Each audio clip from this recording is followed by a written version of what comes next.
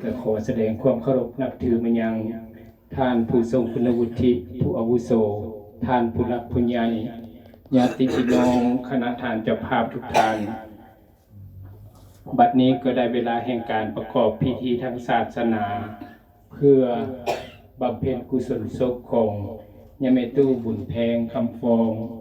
ให้ได้รับส่วนบุญส่วนกุศลที่ครอบครัวลูกหลานและญาติพี่น้องได้ห่างหาการเตรียมหรือตั้งใจไว้แล้วต่อจากนี้ไปก็ขอเชิญทุกท่านได้เตรียมความพร้อมน้อมจิตอันเป็นกุศลเข้าสู่การไหว้พระรับศีลพร้อมกันใช่ไหมขอเชิญครับลง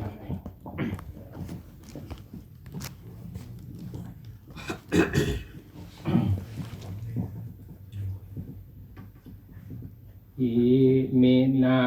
สกาเลนะตังพุทธังอภิปูชยามะอะระหังสัมมาสัมพุทโธภควาพุทธังภควันตังอภิวาเทมิอิมินาสกาเลนะตังธัมมังอภิปูชยามะสวากขาโตภควตาธัมโมธัมมังนัมสสามิอิมินาสการเรนะตังสังฆังอภิปูชยามะสุปฏิปันโนภควโตสาวกสังโฆสังฆังนะมามินะโมตัสสะภะคะวะโตอะระหะโตสัมมาสัมพุทธัสสะนะโมตัสสะภะคะวะโตอะระหะโตสัมมาสัมพุทธัสสะนะโมตัสสะภะคะวะโตอะระหะโตสัมมาสัมพุทธัสสะพุทธังสรณังคัจฉามิธัมมังสรณังคัจฉามิสังฆังสรณังคัจฉามิ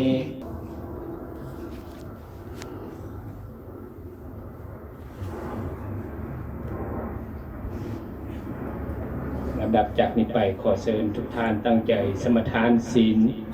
เพื่อสำระมลทินอันเป็นบาปอกุศลทั้งปวงมะยังพันเตวิสุงวิสุงลัทธนาทายะติสารเนนะสหปัญจศีรานิยจามะทุติยัมปิตัญญังพันเตวิสุงวิสุงลัทธนาทายะ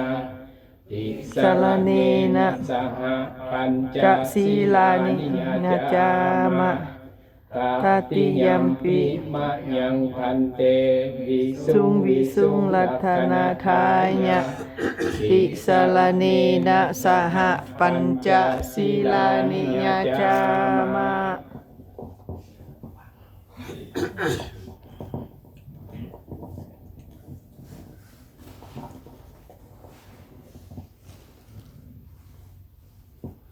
นะโมตัสสะภะคะวะโต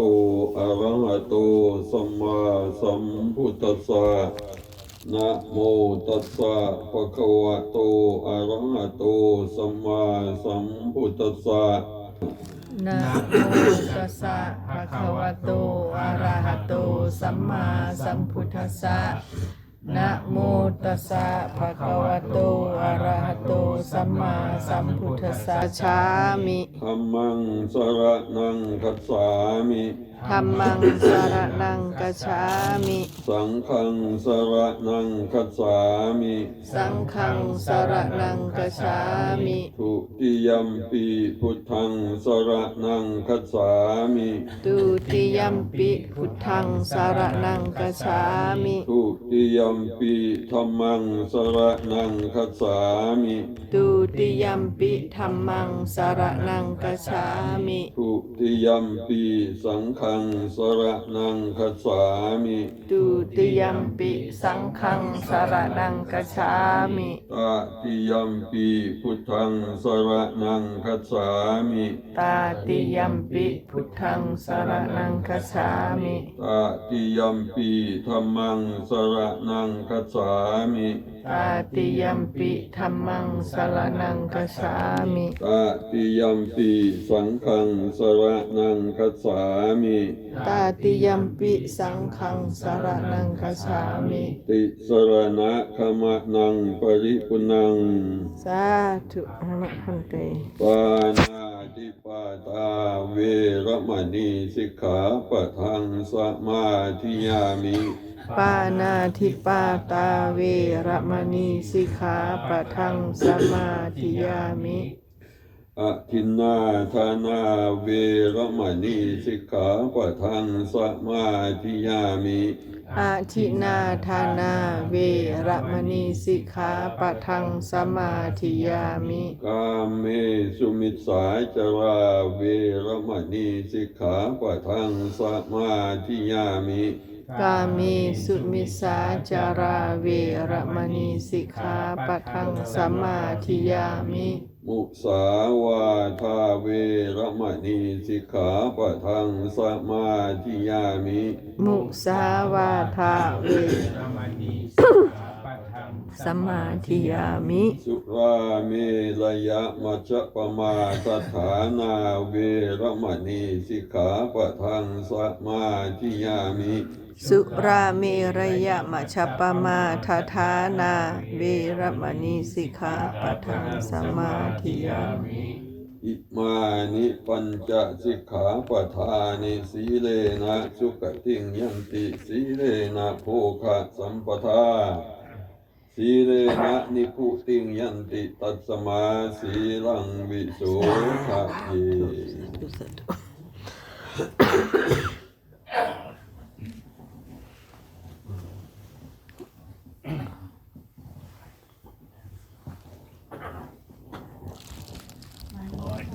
เอาน้ำบ่เอาน้ำบ่น้ำอยู่ทางคุณ เป็นนับกันอีกสำหรับ น้ำอันนี้มันน้ำแห่งว่านและน้ำมะพร้าวน่ะน้ำละละอยู่ทางพูน หนาวเนี่ยก็ดีนี่แหละ โมตัสสะภะคะวะโตอะระหะโตสัมมาสัมพุทธัสสะ อันนี้มันว่านเพาะแห่งเป็นแหละ นะโมตัสสะภะคะวะโตอะระหะโตสัมมาสัมพุทธัสสะนะโมตัสสะภะคะวะโตอะระหะโตสัมมาสัมพุทธัสสะพรหมาจโลกาธิปติสาหัมปฏิกัตอัญชลีอันทิวรังอัญญาจาธาสันติทาสัตตปาระสัพพะสาติกาเทเสตุธัมมังอนุกรรมติมังปัสสัง เวลาเอ้ยเห็นหน้าผมงามเลยจะเจาะใส่หนังหัวเกลือใส่กันหัว น้ำมักนาวอยู่ขั้นให้คอให้เห็นไหม ไปเห็ดกันเลย อยู่น้ำมักนาวอยู่ตู้เย็นติ บอก ใส่มะนาว มักนาวซื่อ น้ำอุ่น ๆน้ำอุ่นอยู่ใส่ ใส่น้ำผึ้งหมดกันเลย บ่ใส่ติ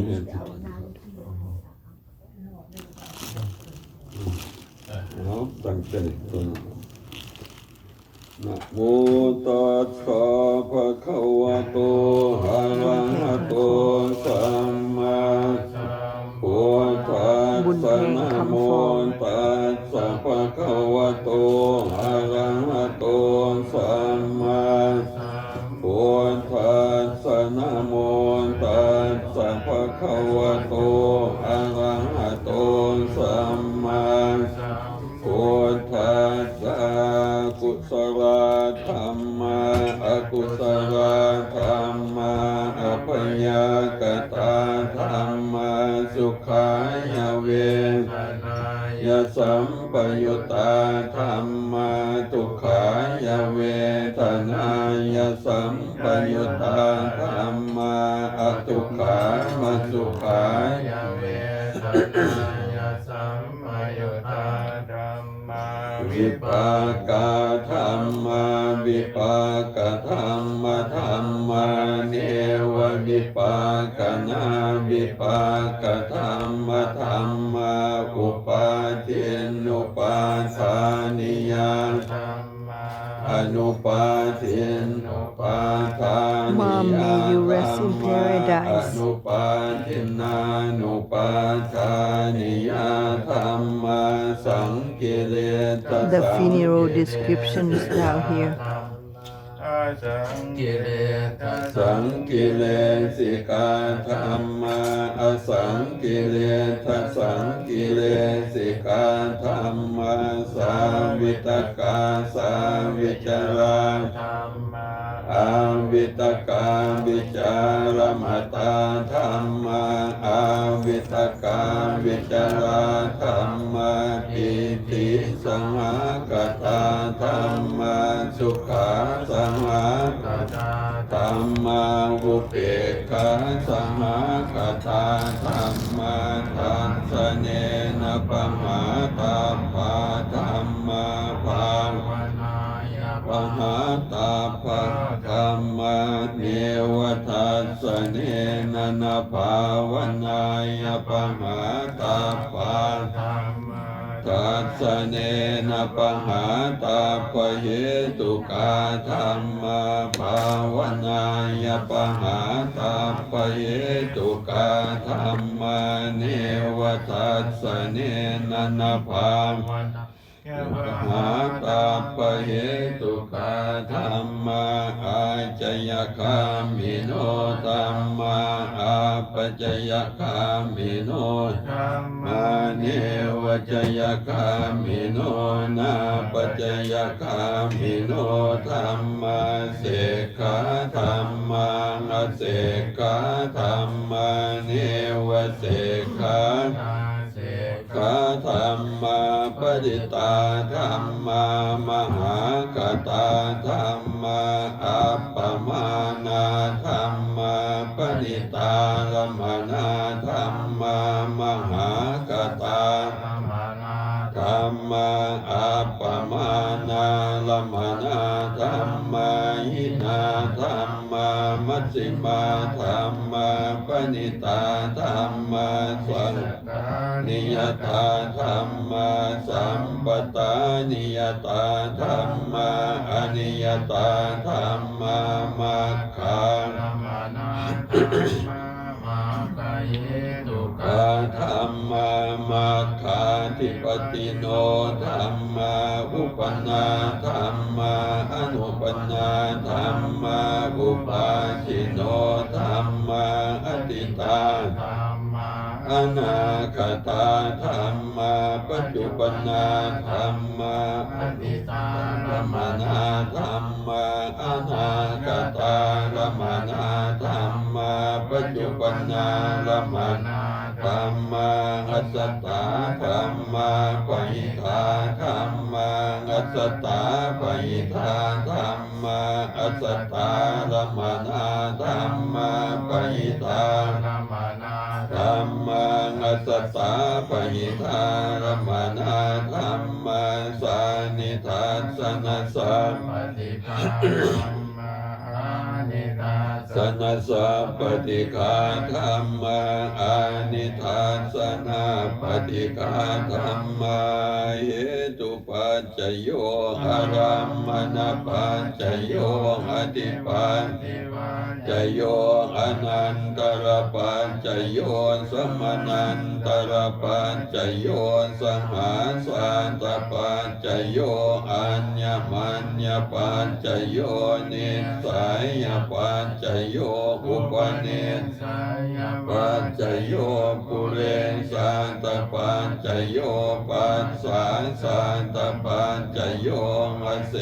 วนปัจจโยกัมมปัจจโยวิปากปัจจโยอาหารปัจจโยอินทริยปัจจโยชานะปัจจโยมัคคปัจจโยสัมปโยปัจจโย เวปโย ตปัจจโยอาทิปัจจโยนาทิปัจจโยวิกตปัจจโย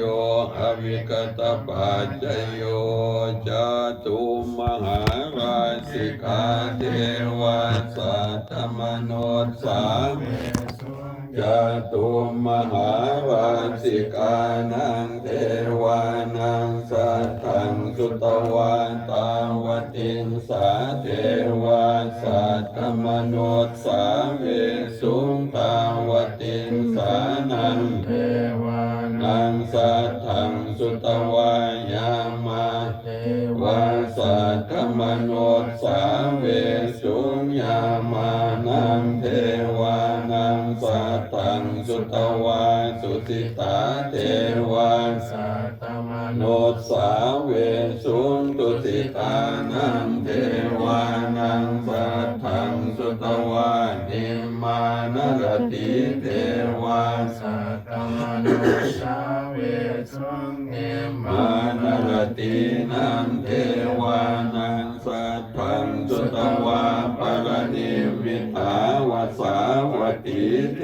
วาสัตตมโนสาเวสุงปรณิมิตาวสาวตินังเทวานังสัทธังสุตวาพรหมปริสัสสะเทวาสัตตมโนสาเวสุงพรหมปริสัสสะนังเทวานังสัทธังสุตวาพรหมปโรหิตาเทวาสัตตมโนสาเวสุงพรหมปโรหิตานัง อ๋อบ่พาสบ่ สัทธังสุตวามหาพรหมาเทวาสัทธมโนสาเวสุงมหาพรหมานังเทวานังสัทธังสุตวาปริตาเทวาสัทธมโนสาเวสุงปริตาปานังเท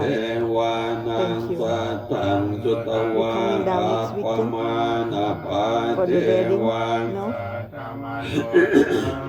That's okay ลูกบ่มาก็บ่เป็นหยัง นาภานังเทวานังสัทธังสุตวาอาภัสราเทวาสัทธมโนสาเวสุงอาภัสรานังเทวาสัทธังสุตวาปริตาสุภาเทวาสัทธมโนสาเวสุงปริตาสุภานังเทวานังสัทธังสุตวาอัปปมาณสุภาเทวาสัทธมโนสาเวสุงอัปปมาณสุภานังเทวานังสัทธังสุตวาสุปจิมกาเทวาสัทธมโนสาเวสุงสุปจิมกานังเทวานังสัทธังสุตวาเวหปราเทวาสัทธมโนสาเวสุงเวหปรานังเทวานังสัทธังสุตวาอวิหาเทวาสัทธมโนสาเวสุงอวิหานังเทวานังสัทธังสุตวาอัตตปาเทวาสัทธมโนสาเวสุงอัตตปานังเทวาสัทธังสุตวาจุตสาเทวาสัทธมโนสาเวสุงจุตสานังเท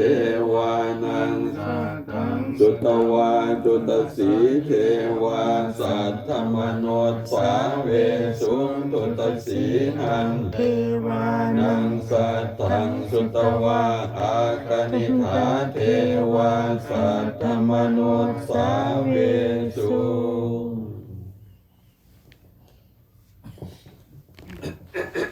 อัมวาตวายะธรรมิโยอุปัสสิตวานิรุตสันติเต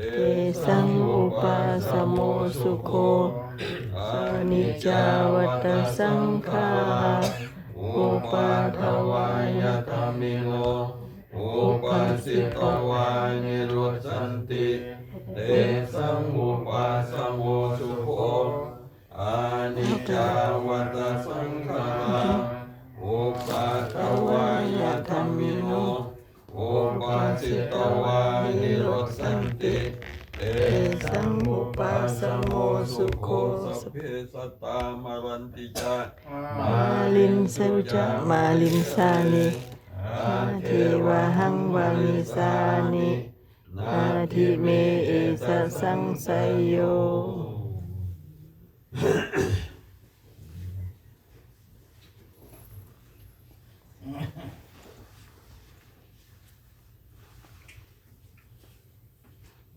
เป็นเบิ่งของหน้าพวกนี้วะ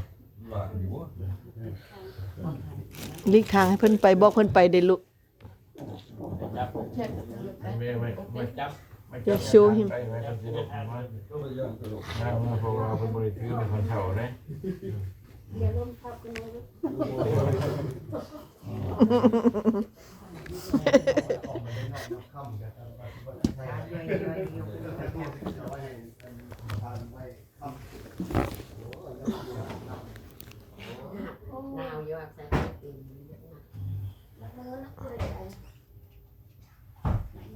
นี่มันใบแจ้งข่าวเด้อ address ของอยู่เหือนหนังล่าแล้วก็ address อยู่ Cypress funeral Tuesday วันที่29 April นี้เด้อเวลา 1 โมงพี่น้อง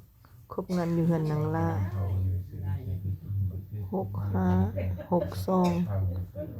6562นี่บอนอยู่เพิ่นอยู่นี่เด้อบ้านหนังล่านี่เสียใจนำครอบครัวเพิ่นนางลาอายุสายญา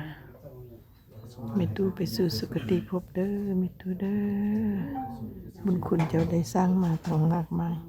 ไปหาของกินของทานเจ้าเด้อที่เด้อไปอยู่เมืองแดนแดนสวรรค์ ของชีวิตเริ่มต้นด้วยการกำเนิดและสิ้นสุดลงด้วยความตายทุกๆชีวิตที่กำเนิดเกิดมาแล้วล้วนมีความตายรอคอยอยู่เบื้องหน้าจะแตกต่างกันเพียงแต่จะซ่าหรือไวดังนั้นเพื่อแสดงออกซึ่งความจงรักภักดีความกตัญญูกตเวทีที่ครอบครัวลูกหลานและญาติพี่น้องของย่าแม่ตู้บุญแพงคำฟองเพื่อรำลึกนึกถึงอุปการะคุณของเพิ่นดังนั้นมื้อนี้ครอบครัวทานเจ้าภาพก็ได้บำเพ็ญบุญกุศลเพื่ออุทิศส่วนบุญไปยังดวงวิญญาณของเพิ่นจากนี้ไปข้าน้อยก็ขอถือโอกาสนำพาทานผู้มีเกียรติและครอบครัวเจ้าภาพทุกท่าน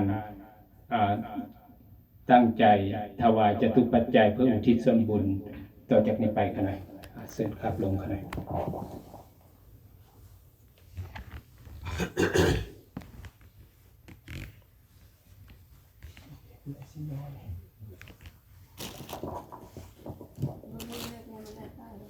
เชิญตั้งนะโมพร้อมกันเลยข้าน้อย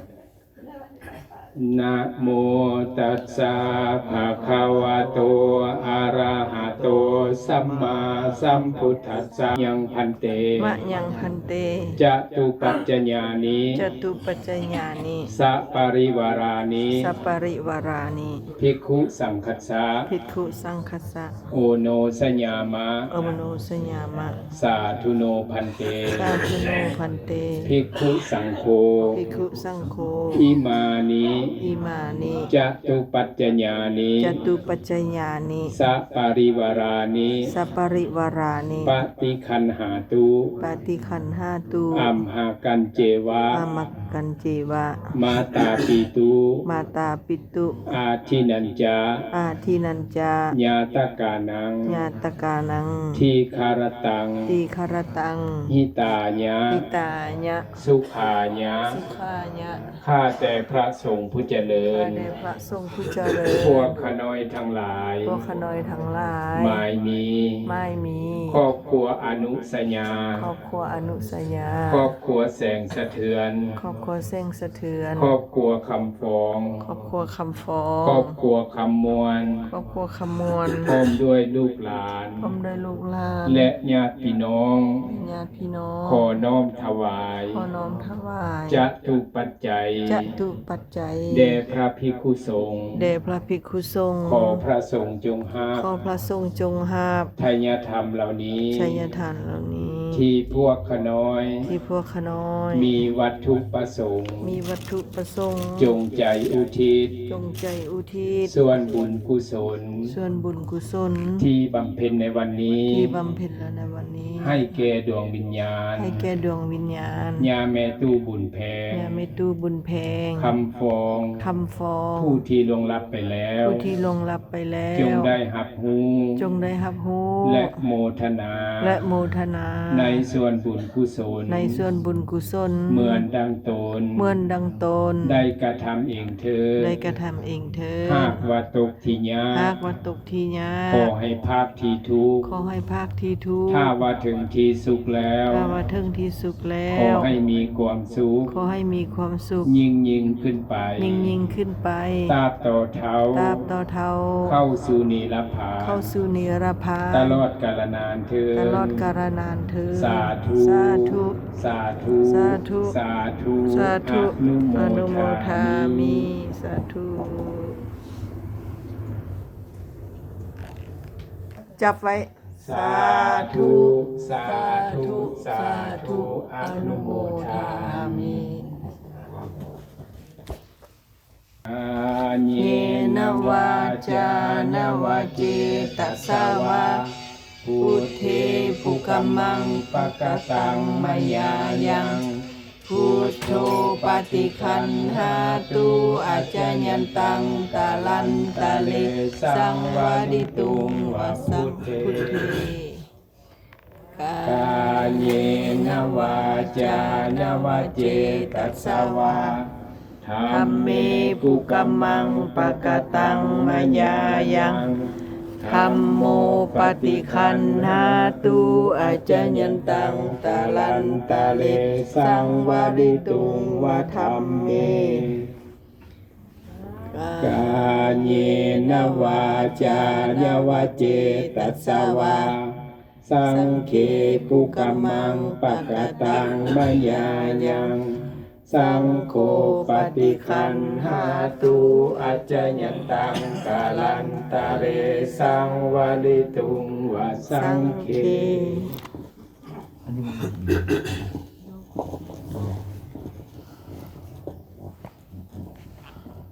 ก่อนสิครับพรทานขอประดกน้อยหนึ่ง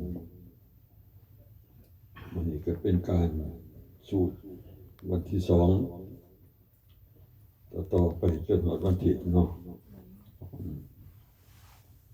การบำเพ็ญบุญบำเพ็ญกุศลเพื่อให้เมตุได้ไปสู่สุคติเมตุก็บ่อยากฝากบ่อยากจากไปแต่มันเป็นกฎของกรรมกฎของธรรมชาติพระพุทธเจ้าเพิ่นสอนว่าเกิดแก่เจ็บตายแต่พวกเฮาบ่ได้เรียนรู้ว่ามันประสบพบพอแล้วบ่จักห้องจักให้ก็สิได้อิหยังจ้างก็บ่คืนเพิ่นว่าชีวิตนี้ไปบ่กลับรับบ่ตื่นฟื้นบ่มีหนีบ่พ้นคือความตายเฒ่าก็ตายหนุ่มก็ตายบ่เฒ่าก็ตายอยู่ในท้องก็ยังตายเหตุฉะนั้นพระพุทธเจ้าเพิ่นว่าสังขารธรรมอันนี้แหละสังขารบ่มีอันใดเที่ยงมันบ่มีอันใดเที่ยงคงทนบ่มีไสสิบอกได้บ่มีไผสิคัดค้านมันได้การเกิดแก่เจ็บตายมันจะไปตามกฎของกรรม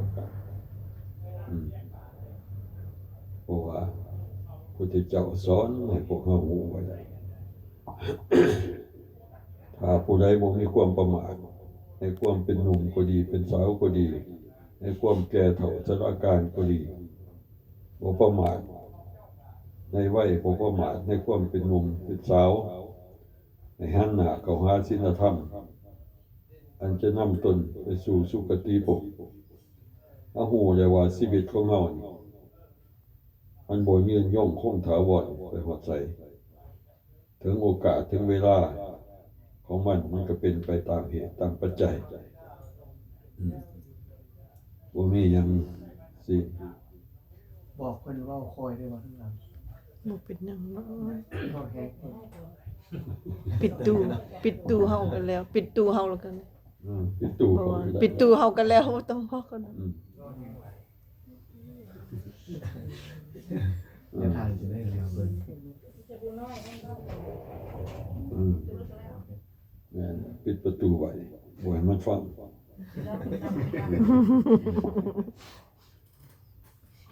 ถ้ามันได้ฟังแล้วมันจะเอาไปคิดว่าตู้ยังสิหนุ่มต่อ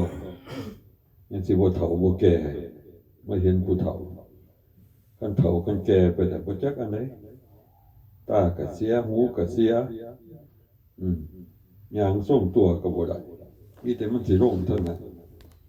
อันนี้อาตมาบอกอาตมาเองนะครับแต่ยังหนุ่มคือว่าบ่เป็นจังซี่ไปได้มาได้เต้น3โตออก3ว่าได้เนาะบัดเดี๋ยวนี้ย่างก็สิลงเห็นบ่ตั้งเพิ่นให้นั่งตั้งจังซั่นบ่ได้เฒ่าจังซี่ก็สิลงเลยขอตั้งใหม่แล้วว่าได้ตั้งใหม่อันนี้แหละความแก่เฒ่าความชรากา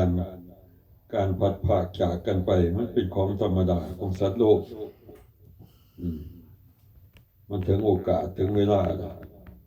มันก็ไปจากไปตามเหตุตามข้องเฮาผู้เป็นลูกผู้เป็นพ่อเป็นแม่ลูกทุกคนก็เกิดน้ำท้องแม่แต่บางคนก็บ่ฮักพ่อฮักแม่ถือว่าพ่อแม่ให้เกิดแต่ก็แล้วไปอันนั้นก็มีคือกันประเภทฮู้สหายะบ่มีบุญมีคุณพ่อแม่นั่นถือว่าเป็นบุพการีผู้ให้อุปการะแก่เฮาตั้งแต่อยู่ในท้องจนฮอดเกิดมาใหญ่มาก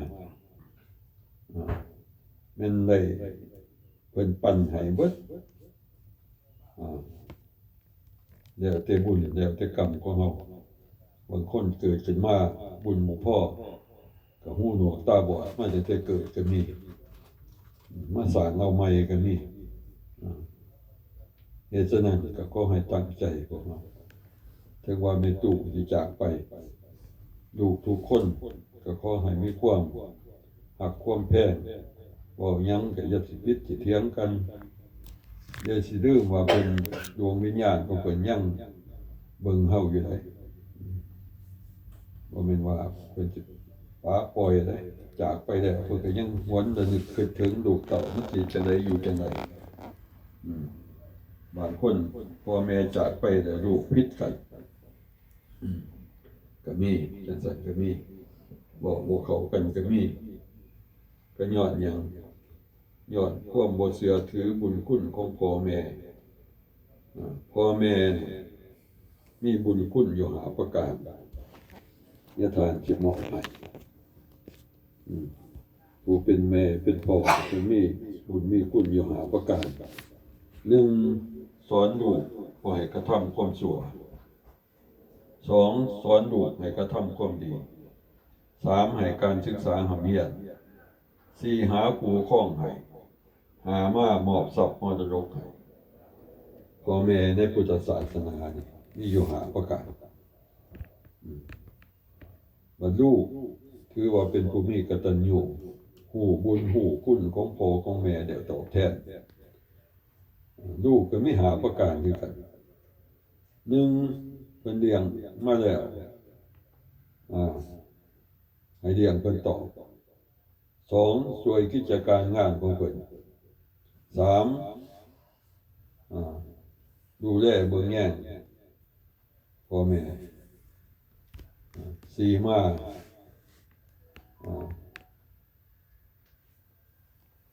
ช่วยเหลือเกื้อกูลเพิ่นหามาเมื่อเพิ่นละจากโลกนี้ไปทำบุญตอบแทนให้เพิ่น เป็นหยังเพิ่นอยากได้ลูกก็เพราะอยากให้ลูกมันมาประคับประคองดูแลแม่ในเมื่อแก่เฒ่าเพิ่นว่ายามแก่เฒ่าหวังเจ้าเฝ้ารับใส่เพิ่นว่ายามป่วยไข้หวังเจ้าเฝ้ารักษายามเมื่อถึงเข้าตายไหว้สิว่าหวังลูกมาเสร็จน้ำตาเมื่อยามตายอันนี้ล่ะเสร็จน้ำตาเมื่อยามตายคือทำบุญให้ทานอุทิศกัปนาผลไปให้เพิ่นเฮาบ่ฮู้ว่าเพิ่นจากไปแล้วเพิ่นอยู่ภพใดกที่ใดเฮาก็บ่ฮู้เหตุฉะนั้นในทางพุทธศาสนาเพิ่นจะมีการทำบุญให้ทานหรืออุทิศกัปนาผลลูกเต้าทุกคนก็ถือว่าเป็นผู้มีกตัญญูฮู้บุญฮู้คุณของพ่อของแม่ได้ตอบแทนขอให้ภูมิใจดีใจว่าเฮาได้เฮ็ดดีทำดีการทำดีการเฮ็ดดีการประพฤติดีนั่นเป็นเอิ้นศีลธรรมการประพฤติชั่วเฮ็ดชั่วทำบ่ดีบ่งามเป็นบ่เอิ้นศีลธรรมท่านผู้ใดมีศีลธรรมก็คือคุณงามความดีคือบุญกุศลที่เกิดจากการประพฤติปฏิบัติขัดเกลาชีวิตที่คิดว่ามันสิได้ยังไปนำบ่มีในลูกหลานที่หามาได้แสนถูกแสนยากเงินค่ำกำแก้วผัวหักเมียแพงบ่อยากจากมันก็จากบ่อยากไปมันก็ไปเทิงข้าวมันบ่มีอันใดสิคงทนถาวรพุทธเจ้าเพิ่นยังบอกว่าเกิดขึ้นตั้งอยู่ดับไปเมื่อมันรับไปแล้วมันก็รับไปเลยรับบ่ตื่นฟื้นบ่มีหนีบ่พ้นคือความตายนี่ล่ะขอให้พากันคิดไว้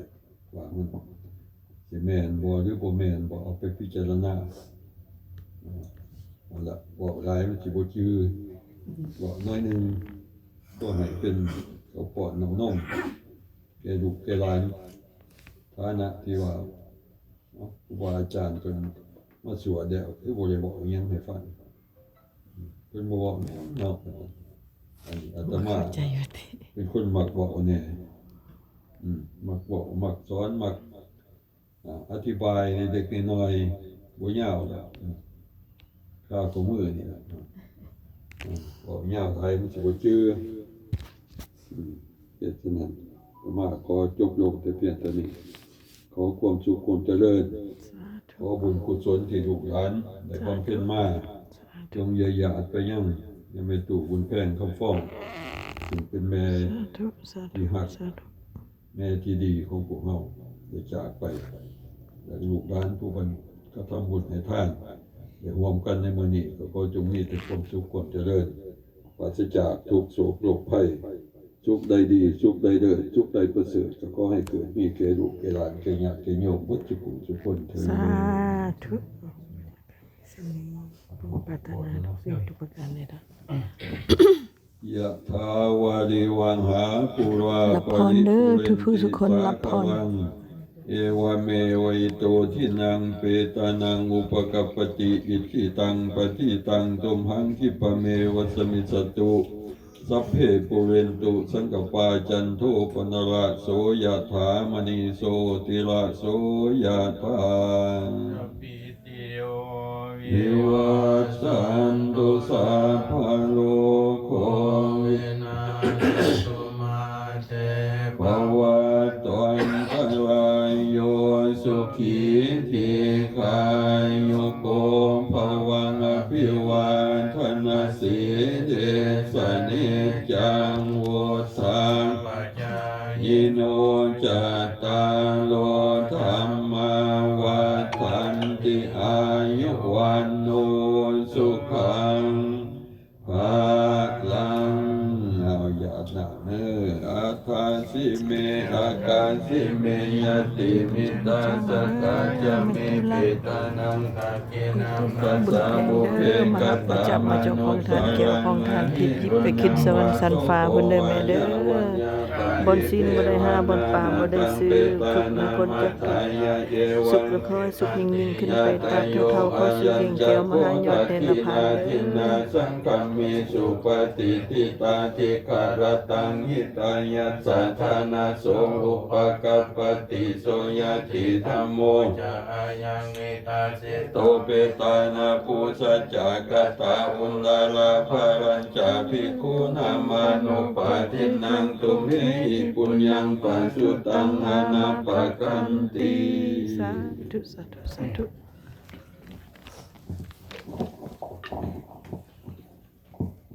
อุกา สวันทามิพันเตสาพังอปาระทังธรรมทเมพันเตมายากตังปุญญังสามินาอนุโมทิตาปังสามินาก าตังปุญญังไมหัง ตาปาปังสาธุสาธุสาธุอนุโมทามิ